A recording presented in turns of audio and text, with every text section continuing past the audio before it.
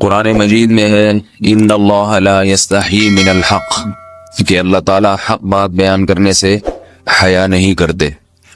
حدیث میں بھی بعض ایسے مسائل کو اللہ کے رسول نے بیان کیا ہے صلی اللہ علیہ وسلم نے جو بظاہر حیا کے خلاف ہیں، مگر اس لیے بیان کیا کہ اگر آپ صلی اللہ علیہ وسلم بیان نہ کرتے تو لوگ ان بے شرمی کے کاموں میں مبتلا ہو جاتے۔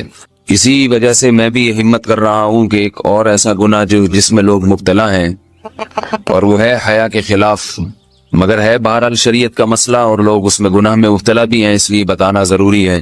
وہ یہ ہے کہ لوگ شادی کے بعد بھی آج کی نوجوان نسل زوجہ سے، بیوی سے غیر فطری طریقے سے ہم بستری کرتے ہیں، انٹرنیٹ پہ بیہودہ فلمیں دیکھتے ہیں۔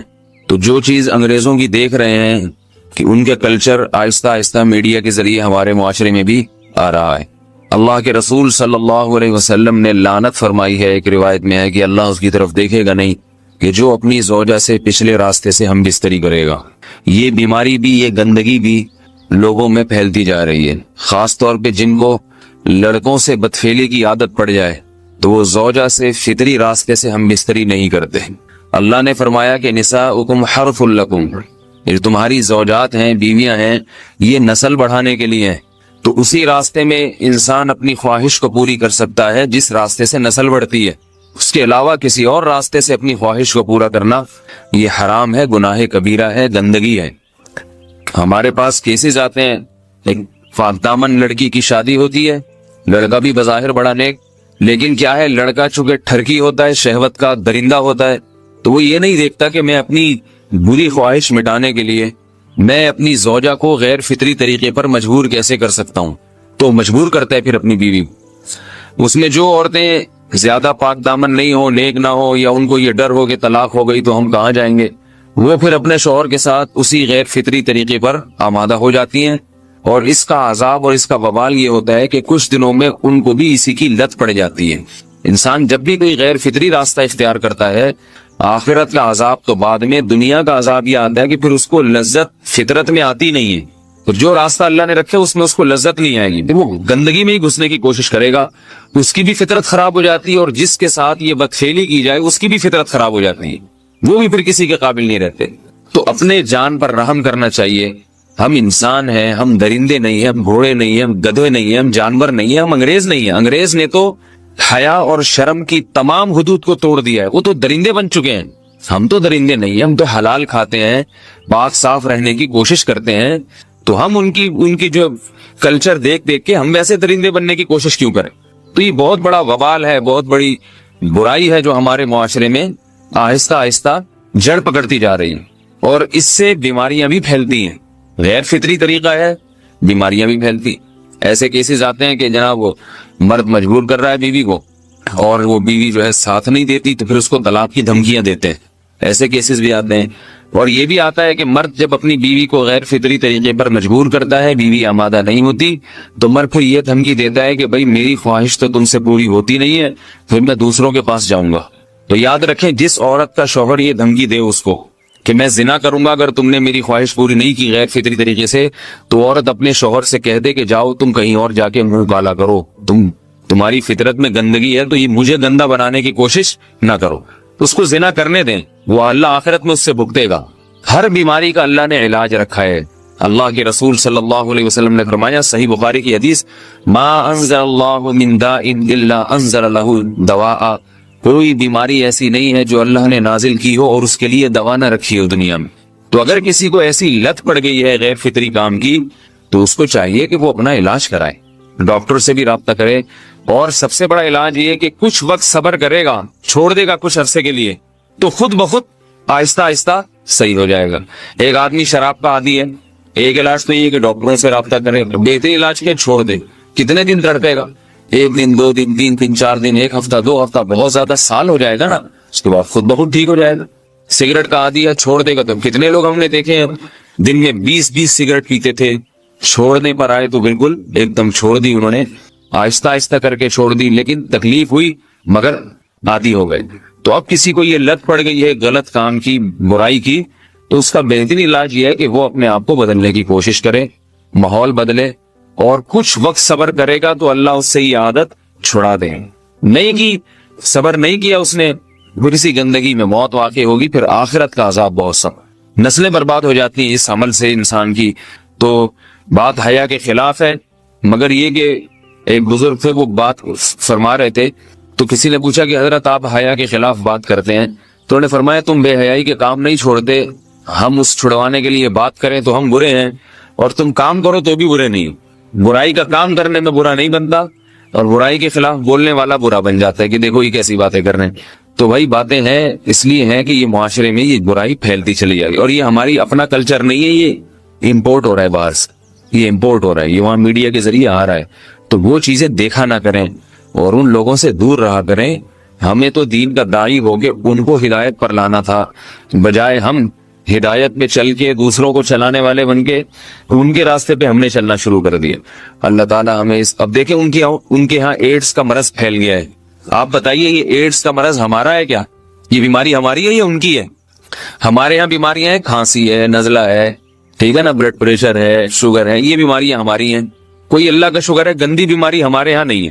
جتنی گندگیاں ہیں وہاں سے آ رہی ہیں، ایڈز کا مرض وہاں سے امپورٹ ہوا ہے۔ وہ ایڈز کا مرض اسی بدفعلی کی وجہ سے پیدا ہوتا ہے، اسی سے جراثیم پیدا ہوتے ہیں، اور اتنا خطرناک مرض کے ایسے متعدی ایسے پھیلتا ہے۔ افغانستان میں ایڈز کا ریشو 0 تھا، 0۔ وہ جانتے نہیں تھے کہ ایڈز کا مرض ہوتا کیا ہے۔ جب سے امریکن آرمی، برطانیہ آرمی افغانستان میں آئی ہے، فوجی آئے ہیں، افغانوں میں ایڈز کا مرض پھیل گیا ہے، انہوں نے وہاں بدفعلیاں شروع کر دی ہیں۔ تو وہ تو حالانکہ ان کے لیے زنا کتنا سستا ہے نا ان کے لیے زنا، پھر بھی وہ لڑکوں کی طرف مائل ہوتے ہیں۔ تو اتنی گندگی، ایسا گندا جب انسان بن جائے پھر اللہ اس کے وجود کو برقرار نہیں رکھتے، اور رکھتے ہیں تو پھر آخرت میں سزا دینے کے لیے اپنے آپ کو ان گندگیوں سے بچانا چاہیے، حلال پہ اکتفا کرنا چاہیے۔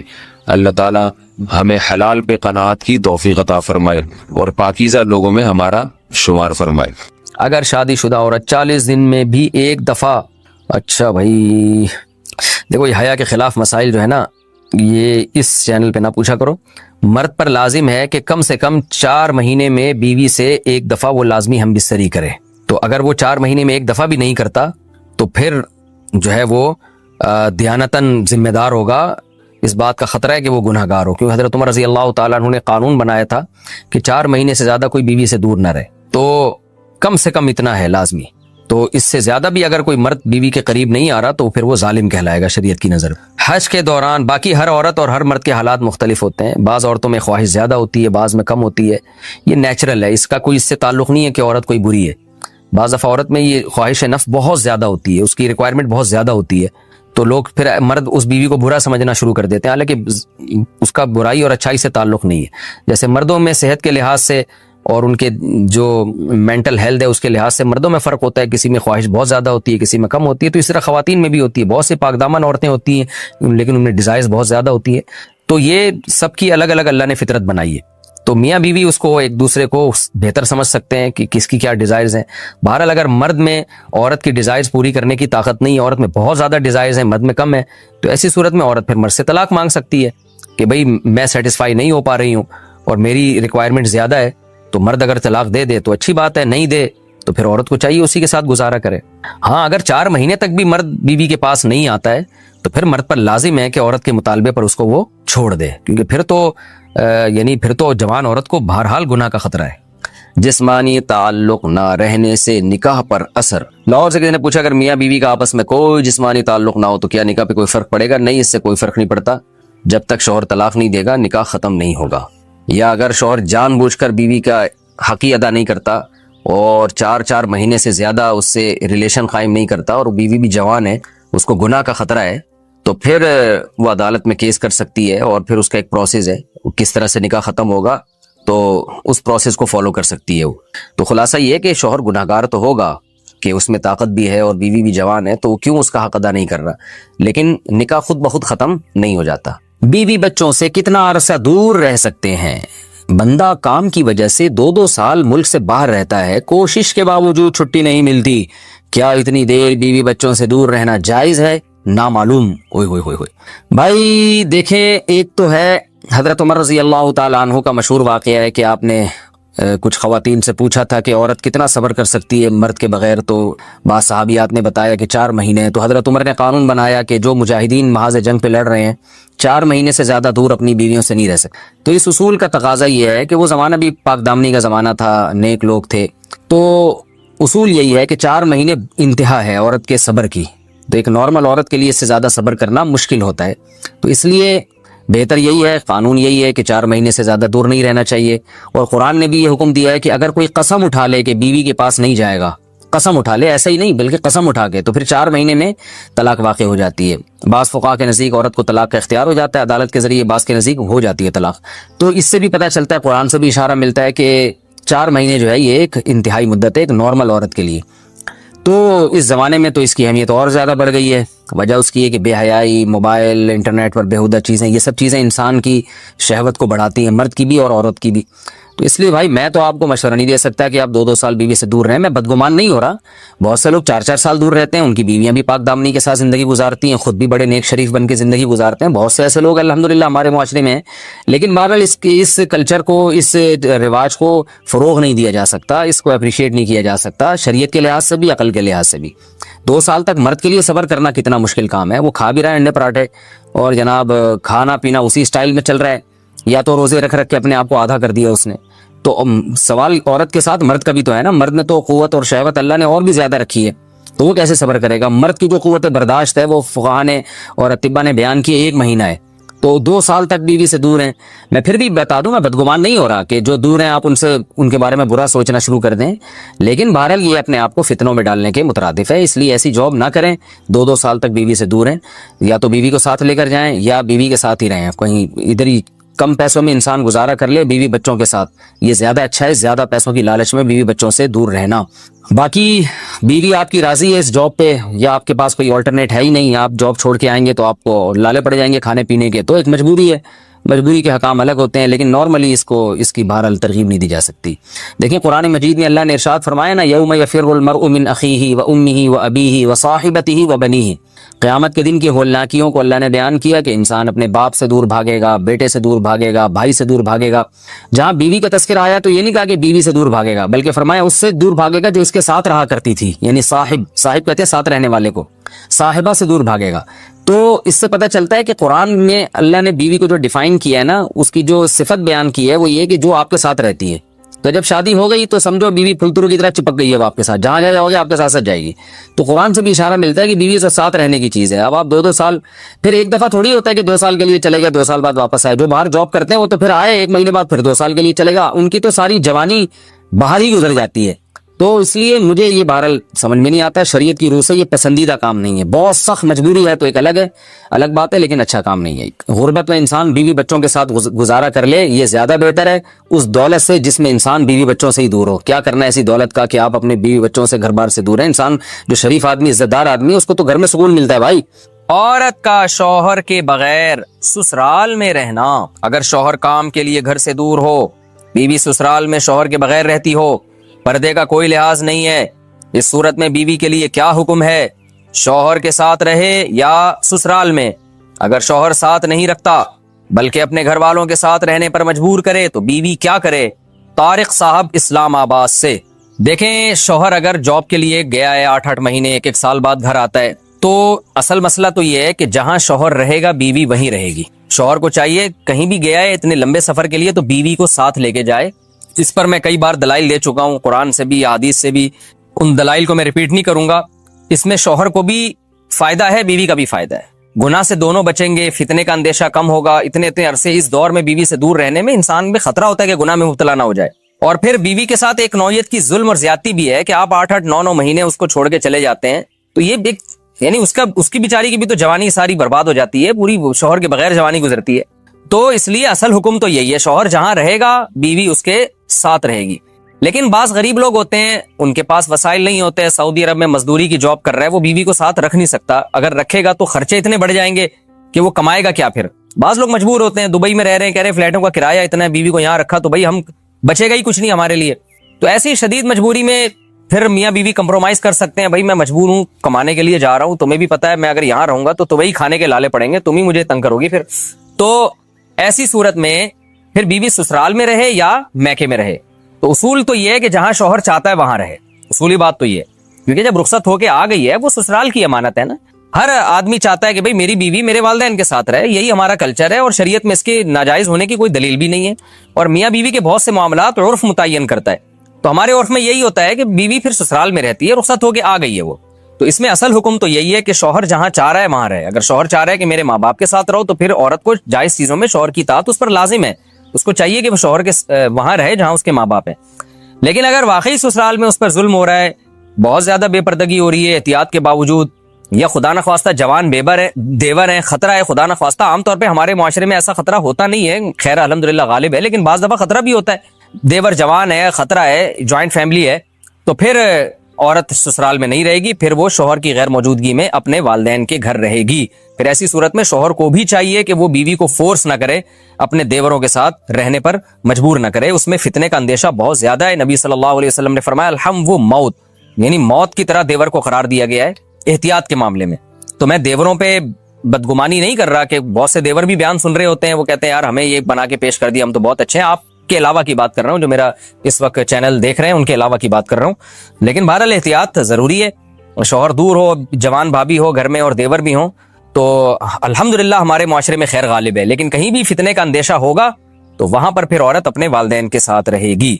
घर को तबाह करना हो उसका तरीका भी मैं आपको बताता हूँ, बेहतरीन पैकेज है मेरे पास। घर को तबाह करना हो मैं बताता हूँ, आप इसके बाद तलाक एसोसिएशन खोल सकते हैं। आप घर को तबाह करना हो तो भी इस्लाह का लेबल लगाया जाए। अल्लाह ने घर को सीधा रखने के लिए एक उसूल बता दिया, वो अल्लाह वाला उसूल हमें समझ में नहीं आ रहा। अल्लाह ने कहा ये जो मियाँ है, जिसको मियाँ कहा जाता है, ये कमबख्त, जैसे मुल्क का एक सरबरा होता है, वो अच्छा हो बुरा हो आपने इताअत किसकी करनी है, उस सरबरा। अब हम लाल बत्ती पे सिग्नल तोड़ दें, बोलें कि हमारे सदर ममलिकत चूंकि सरदारी हैं और किसी को वजीर आजम शहबाज शरीफ से भी इख्तलाफ हो सकता है, तो ये दोनों हमारे हुक्मरान है, मैं इनके कानून को मानता ही नहीं, लिहाजा मैं रियासत को मानता ही नहीं, मैं लाल बत्ती तोड़ता हुआ जाऊंगा। तो ये लॉजिक की बात होगी? भाई रियासत अच्छी हो बुरी हो, आपने इंतजामी चीजों में हुकूमती लॉ को फॉलो करना है आपने। तो घर भी एक इस्लाम कहता है कि स्टेट है, एक रियासत है। मियाँ कभी अच्छे होते हैं, कभी मियाँ बुरे होते हैं, लेकिन सरबरा रहता है वो कमबख्त। औरत ये कह के अपने शौहर की इताअत से जान नहीं छुड़ा सकती कि मेरा मियाँ अच्छा नहीं है। चलेगी भाई घर में किसकी? मियाँ की। अब खवातीन को इस्लाह के नाम पे फसाद में डाला जाता है। नहीं, ये क्या लगता है तुम्हारा, जितने इसके हुकूक हैं उतने ही तुम्हारे हुकूक हैं। बहुत सारी चीजों में रुकावटें, बहुत सारी। मैं एक एक नाम लूंगा ना तो बहुत लंबी चौड़ी फहरिस्त है इसकी। बास केस हमारे पास आते हैं, बेगम साहिबा ने शौहर को 10 साल हो गए करीब ही नहीं आने दी। भाई करीब ही नहीं आने दिया उसको, क्योंकि कोई फिजिकल प्रॉब्लम है बेगम में, उसको ख्वाहिश ही नहीं है, तो वो मियाँ घूम रहा है, वो जिना भी नहीं करता। बेगम ने कहा दूसरी शादी कर लो, मेरे पास पैसे ही नहीं है ना मुझे कोई रिश्ता देगा, ना मेरे पास घर का इंतजाम है। तो अब बताओ सोसाइटी में फसाद, घर में फसाद होगा कि नहीं होगा? फिर वो गुस्से में आके बेगम को थप्पड़ मारता है, तो बच्चे बड़े हो गए हैं, वो देख रहे हैं मेरा बाप मेरी माँ को बोलो मारता है। फसाद बेगम मिचा रही है, बदनाम कौन हो रहा है? बदनाम मियाँ हो रहा है। वो कह रहा है भाई मैं जिना की तरफ जा रहा हूँ। अगर औरत थोड़ी कुर्बानी दे दे, जो शरीयत ने हुक्म दिया, नबी सल्लल्लाहु अलैहि वसल्लम ने फरमाया जब मर्द बीवी की तरफ आना चाहे तो हदीस का मफहूम है बीवी के पास उसको रोकने का राइट बोलो नहीं है। कोई बीमारी हो तो एक अलग बात है। तो ऐसा फसाद घर में, बेटे बाप के बागी हो गए, बच्चियां बाप की बागी हो गई। वो बेचारा सारी जिंदगी कमा कमा के खिलाया, घर बनाया, गैस बिजली का बिल दिया, शेल्टर दिया, और आखिर में जलील भी खुद ही हो गया। यही मामला उल्टा भी होता है, उल्टा भी मामला होता है। अल्लाह ने मर्द के जिम्मे लगाया, बेसिक नान नफका कौन देगा औरत का?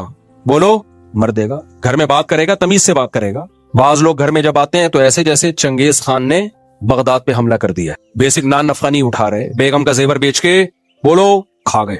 अब जब घर में लड़ाई होती है, चीखो पुकार, तो फिर इस्लाम ने जो शौहर को हुकूक दिए वो पेश करना शुरू कर। इस्लाम ये कहता है कि औरत शौहर के सामने मत चीखे। जैसे एक टिकटॉकर का भी आया है ना, एक टिकटॉकर का आया है अभी बयान, अपनी बीवी को मीडिया पे बदनाम कर रहा है और कह रहा है कि इस्लाम में 4 शादियां फर्ज हैं। अगर वो 4 शादी का लफ्ज इस्तेमाल ना करता ना तो मैं ये बात अभी आपके सामने ना करता, लेकिन वो 4 शादियों को बदनाम कर रहा है। कहते हैं इस्लाम में 4 शादियां फर्ज हैं और मेरी बीवी क्योंकि बहुत सादा है, बहुत देसी है, मुझे उसमें रगबत नहीं है, और ऐसी है और वैसी है, फलानी है, डिमकानी है, लिहाजा मैं इसको तलाक देके 4 शादियां करूंगा। किसी मॉडर्न से किस कदर बेगैरती है अपनी बीवी को मीडिया के सामने जलील करना। मैं इसलिए बयान कर रहा हूं कि ऐसे लोगों को मेरे खाते में ना डाला जाए कि मुफ्ती साहब के 4 शादियों पे बयानात का ही असर है। ना ना ना ना, ये ठरक है जिसपे लेबल किसका लगाया जा रहा है? 4 शादियों का। जब भी कोई मीडिया पे आके शौहर अपनी बीवी को जलील करे या औरत अपने शौहर को, तो ये मत देखा करो इनमें सही कौन है गलत कौन है, ये इल्जाम सही है गलत है। आप उनसे बोलो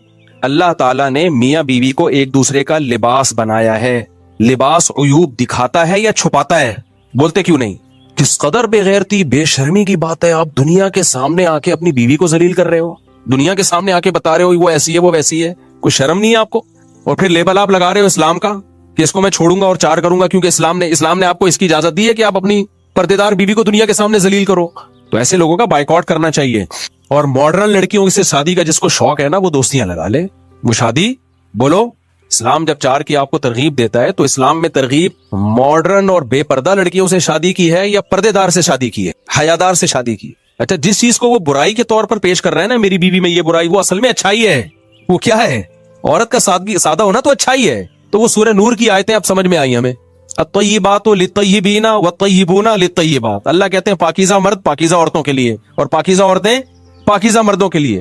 والخبیثات للخبیثین والخبیثون للخبیثات. ناپاک مرد ناپاک عورتوں کے لیے اور ناپاک عورتیں ناپاک مردوں کے لیے. بالکل بہترین بات ہو گئی.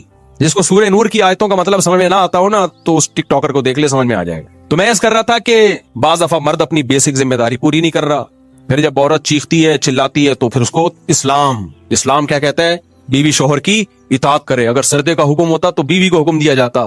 اس سے گھر میں فساد پیدا ہوتا ہے. بھائی بات کچھ اور ہے, آپ اس پہ لیبل کچھ اور لگا رہے ہو. تو خوب سمجھ لو اس پوری بات کا حاصل کیا نکلا کہ اپنی ذمہ داریوں کو نہ پہچاننا اور پھر ان ذمہ داریوں کو ادا نہ کرنا, یہ فساد کا سب سے بڑا سبب ہے. سمجھتے ہو کہ نہیں سمجھتے؟ آپ کو پتا ہونا چاہیے میری ذمہ داریاں. آج کل لوگوں کو پتہ ہی نہیں میری ذمہ داریاں کیا ہیں. میری ذمہ داریاں کیا ہیں؟ جب آپ کو اپنی ذمہ داری ہی کا نہیں پتا تو آپ کو کیسے پتا چلے گا صحیح کون ہے غلط کون ہے؟ دیکھو ایک میں مثال دیتا ہوں. ایک بندہ آیا آپ کے پاس اور کہنے لگا 1 لاکھ روپے آپ مجھے دے دو. آپ اس کو منع کر دو گے تو کیا یہ ظلم کہلائے گا؟ نہیں کہلائے گا, کیونکہ آپ کو پتا ہے میں کوئی ذمہ دار تھوڑی ہوں اس کو 1 لاکھ روپے دینے کا. لیکن اس نے کوئی پرانی فائل نکالی اور اس نے کہا کہ آپ نے فلاں چیز مجھ سے خریدی تھی اور پیسہ دینے آپ بھول گئے تھے, تو یہ دیکھو اس کا ثبوت ہے, اور اس نے ثابت کر دیا کہ آپ کے ذمہ 1 لاکھ ہیں. اب 1 لاکھ روپے نہ دینا ظلم ہے یا نہیں ہے؟ تو نالج میں آ گیا آپ کے کہ بھائی یہ میری ریسپانسبلٹی ہے, یہ میری ذمہ داری ہے, یہ تاوان ہے میرے اوپر. تو گھر میں جب کسی کو پتا ہی نہ ہو کہ میری حدود کتنی ہے, میری ذمہ داری, مجھ پر جو لائبلٹیز ہیں وہ کیا ہیں اور سامنے والی پر کیا ذمہ داری ہے, تو اس ذمہ داریوں کے تعین کے بغیر کسی گھر میں کبھی سکون آ سکتا ہے؟ بولو نہیں. اور لبرل لوگوں کے ہاں سب سے بڑا مسئلہ یہی ہے. ان کمبختوں کو بیچاروں کو پتہ ہی نہیں ہوتا کہ میری ذمہ داری کیا ہے اور میری وائف کی ذمہ داری کیا ہے. کیونکہ یہ آدھے مسلمان سوسائٹی کو لے کے چل رہے ہوتے ہیں, آدھے گوروں کو لے کے چل رہے ہوتے ہیں, نہ ادھر کے نہ ادھر کے. ان کے ہاں عورت کو آزادی وہ چاہیے جو انگریزوں کی عورتوں کو ہوتی ہے, لیکن خرچہ پورا شوہر سے چاہیے. سمجھ رہے ہیں کہ نہیں سمجھ رہے؟ حالانکہ ان کے ہاں عورت مکمل آزاد ہوتی ہے لیکن گرل فرینڈ کی طرح اپنے شوہر کے ساتھ رہتی ہے. وہ اس کو وسیم صاحب سے بھی, استغفر اللہ, یہ والے وسیم نہیں, انگریزوں کے جو مائیکل ہیں ان سے بھی اس کو ریلیشن کی اجازت ہے. اور ادھر تو شوہر ہے اس پہ وہ بھی آزاد ہوتا ہے ذمہ داریوں سے, کسی قسم کی بیوی پہ بھی پابندیاں نہیں لگا سکتا. تو اتنا آزاد ہے کہ وہ بیوی پہ پابندی نہیں لگا سکتا, لیکن بیوی اس کی رسپانسبلٹی بھی نہیں ہوتی. سمجھ رہے ہو؟ اس کے ذمہ نہیں ہے بیگم کو اپنے خرچے پہ چائے بھی پلائے ہو, بیمار ہو جائے تو اس کا علاج کرے, یہ اس کے ذمہ نہیں ہے. تو ہمارا جو سیکولر لبرل طبقہ ہے اس میں عورت کو آزادی چاہیے انگریز عورتوں والی, خرچہ چاہیے مسلمانوں والا, اسلام والا شوہر سے. اور ان لبرل مردوں کو بیوی کو باؤنڈ کرنا ہے اس طریقے سے جیسے اسلام نے بیوی کو باؤنڈ کیا ہے, شوہر کی اطاعت کرے. لیکن بیوی کے حقوق سے آزاد ایسے ہونا ہے جیسے انگریز آزاد ہیں. بنے کیوں کر جو ہو سب کار الٹا, ہم الٹے یار الٹا بات الٹی, ہم الٹے بات الٹی یار الٹا. مہتاب رائے ایک شاعر گزرا ہے, اس نے کہا میرے نام میں مہتاب میں ہم بھی الٹا تو مہ بن گیا, بات الٹی تو تاب بن گیا, رائے الٹی تو کیا بن گیا, یار بن گیا. تو ہم بھی الٹے, بات بھی الٹی, یار بھی الٹا. ہمارا نام میں تو ہر چیز ہی الٹی ہے, تو بنے کیوں کر جو ہو سب کام الٹا. نہیں آئی میرا خیال ہے بات. رنگی کو نارنگی کہیں, تند مال کو کھویا. چلتی کو گاڑی کہیں, آگے شاعر کا نام میں بھول گیا, دیکھ کے شاعر رویا, شاعری لگا دیتا ہوں. رنگی کو نارنگی کہیں, جو اتنی کلرفل چیز ہوتی ہے نارنگی, اس کو کیا کہتے ہیں, جو رنگ والی ہوتی ہے اس کو نارنگی بولتے ہیں, یعنی رنگی نہیں ہے. اور تند مال, جو خوب دودھ کو پکا کے اس کا جو مال نکالا جاتا ہے اس کو کہتے ہیں کھویا, یعنی کچھ بھی نہیں آیا اس میں. حالانکہ اسی اصل تو یہی تھا دودھ میں, اس کے بغیر دودھ نے سب کچھ کھو دیا, لیکن اس کو کھویا کہہ رہے ہوتے ہیں. اور جو چیز ہمیشہ چلتی ہے اس کو کہتے ہیں گاڑی, یعنی گاڑ دیا زمین میں اس کو. تو کہتے ہیں جب شاعر نے یہ سب کچھ دیکھا تو رویا کہ یار یہ مارکیٹ میں ہو کیا رہا ہے.